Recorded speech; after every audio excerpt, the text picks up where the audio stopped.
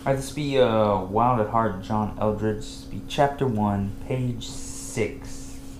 Chapter 1, page 6. Westward Expansion against the Soul. The way man's life unfolds nowadays tends to drive his heart into remote regions of the soul. Endless hours at a computer screen, selling shoes at the mall, meetings, memos, phone calls. The business world, where the majority of American men live and die, requires a man to be efficient and punctual. Corporate policies and procedures are designed with one aim: to harness a man to the plow and make him produce. But the soul refuses to be harnessed. It knows nothing of day timers and deadlines and P&L statements. The soul longs for passion, for freedom, for life. As D.H. Lawrence said, "I'm not a mechanism." A man needs to feel the rhythms of the earth. He needs to have in hand something real. The tiller of a boat, a set of reins, the roughness of rope, or simply a shovel. Can a man live all his days to keep his fingernails clean and trim? Is that what a boy dreams of? Society at large can't make up its mind about men. Having spent the last 30 years redefining masculinity into something more sensitive, safe, manageable, and, well, feminine, it now berates men for not being men. Boys will be boys, they sigh. As though if a man were to truly grow up, he would forsake wilderness and wanderlust and settle down, be at home forever in Aunt Polly's parlor. Where are all the real men? Is regular fare for talk shows and new books. You ask them to be women, I want to say. The result is a gender confusion never experienced at such a wide level in history of the world. How can a man know he is one when his highest aim is minding his manners? And then, alas, there is the church. Christianity, as it currently exists, has done damage to masculinity. When all is said and done, I think most men in the church believe that God put them on the earth to be a good boy.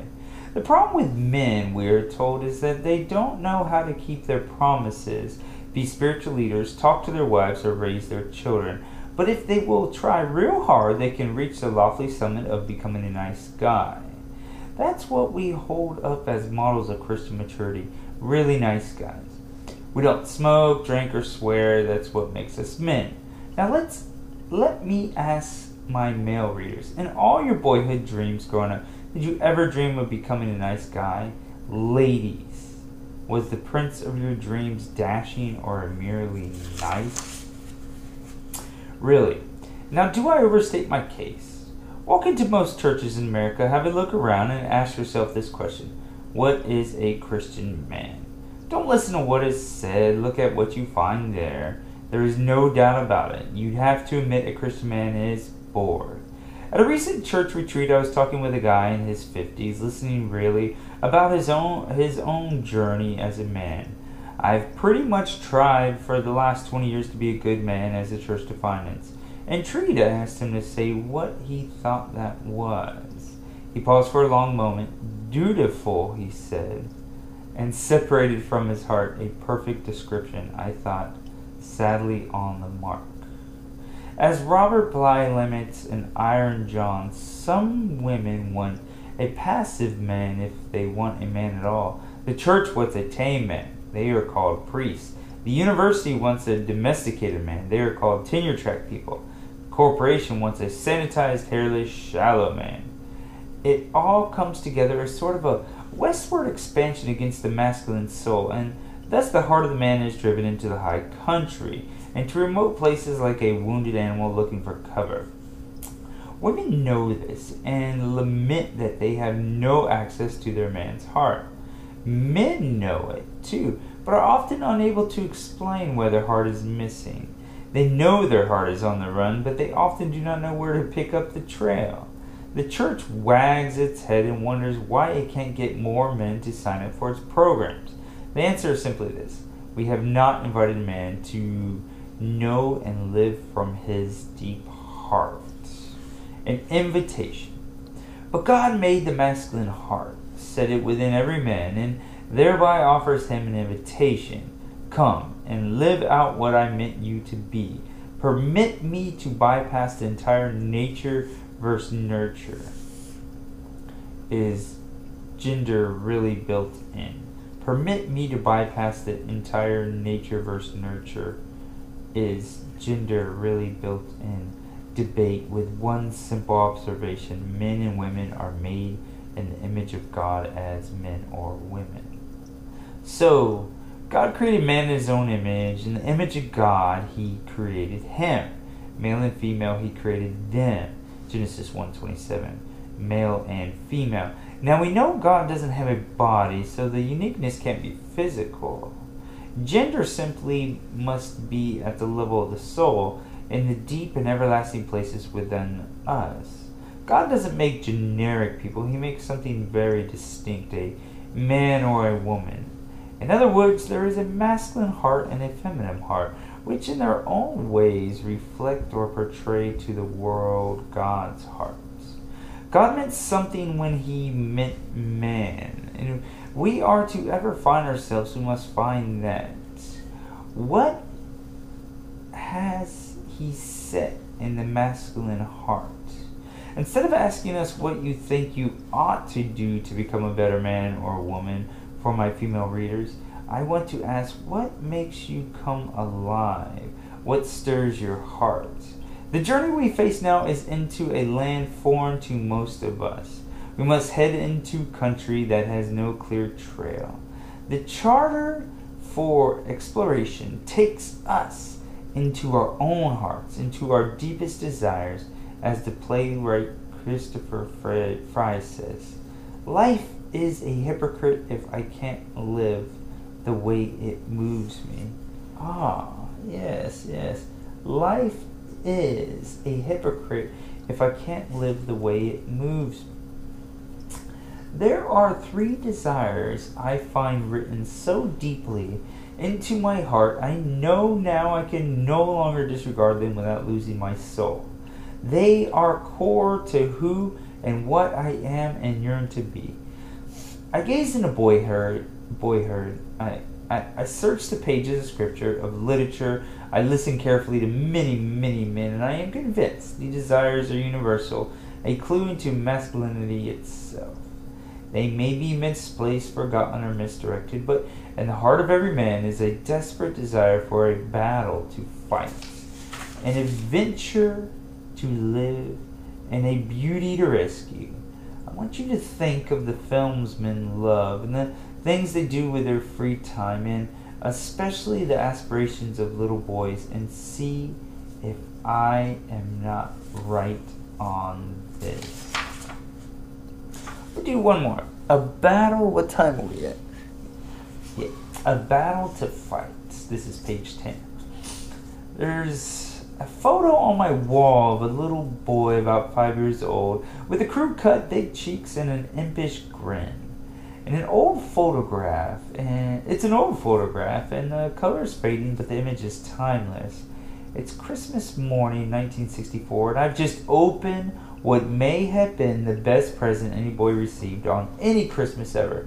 A set of 2 pearl-handled 6-shooters, complete with black leather holsters, and a red cowboy shirt with 2 wild mustangs embroidered on either breast, shiny black boots, red bandana, and a straw hat.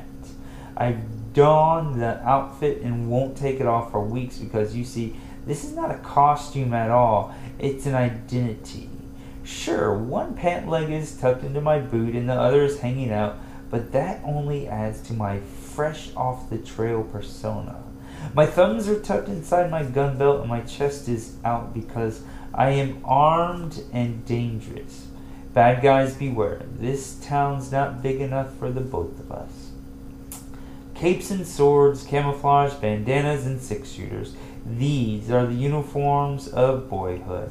Little boys yearn to know they are powerful. They are dangerous. They are someone to be reckoned with. How many parents have tried in vain to prevent little Timmy from playing with guns? Give it up. If you do not supply a boy with weapons, he will make them from whatever materials are at hand. My boys chew their graham crackers into the shape of handguns at the breakfast table. Every stick or fallen branch is a spear or better, a bazooka. Despite what many modern educators would say, This is not a psychological disturbance brought on by violent television or chemical imbalance. Aggression is part of a masculine design. We are hardwired for it. If we believe that man is made in the image of God, then we would do well to remember that the Lord is a warrior. The Lord is his name. Exodus 15:3. God is a warrior. Man is a warrior. Little girls do not invent games where large numbers of people die, where bloodshed is prerequisite for having fun. Hockey, for example, is not a feminine creation, nor was boxing. A boy wants to attack something, and so does a man, even if it's only a little white ball on a tee. He wants to whack it into kingdom come. On the other hand, my boys do not sit down to tea parties. They do not call their friends on the phone to talk about relationships. They grow bored of games that have no element of danger or competition or bloodshed. Cooperative games based on a relational interdependence are complete nonsense. No one is killed. They ask, incredulous, no one wins. What's the point? Look at the global popularity of the Xbox games boys and men play. They were overwhelmingly games of battle. The universal nature of this ought to have convinced us by now. The boy is a warrior, the boy is his name, and those are not boyish antics he is doing. When boys play at war, they are rehearsing their part in the much bigger drama. One day, you just might need that boy to defend you. Those Union soldiers who charged the stone walls at Bloody Angle, the Allied troops that hit the beaches at Normandy or the sands of Iwo Jima, what would they have done without this deep part of their hearts? Life needs a man to be fierce and fiercely devoted.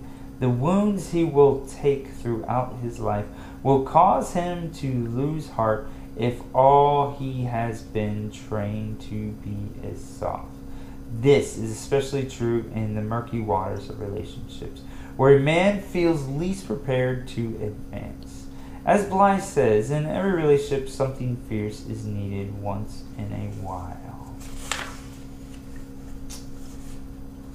Page 12.